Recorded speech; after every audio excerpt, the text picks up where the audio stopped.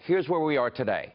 Has this abusively biased media changed? Have they learned anything? Have they apologized for their collusion, their misreporting?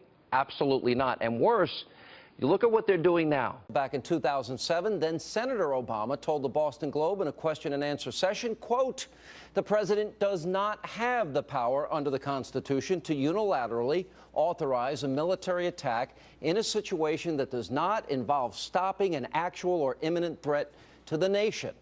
Well, I can't wait to see how Team Obama tries to spin those comments. The old ways of doing things is over.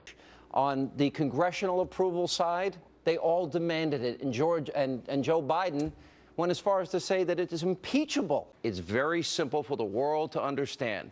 There is a new sheriff in town, and the world is beginning to take notice. Syria now has already said that they will surrender their chemical weapons. So why do we even need to go to Congress at this point? The targeted and proportional military strike. That's not a war. That's not an authorization for use of force. What are we going to call that?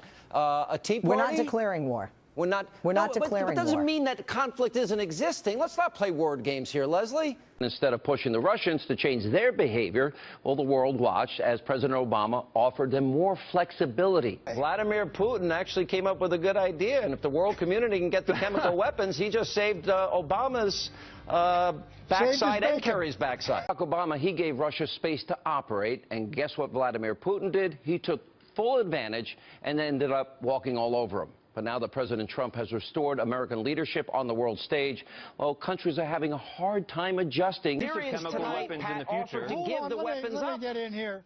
Mark, listen, look, for the last you're going to believe Assad, Sean? You're going to believe Putin over Secretary Kerry? Yeah. You could broadcast this show from Moscow, Sean. How about that? I'll be glad to, comrade. Thank you. That is how abusively biased the media in this country is.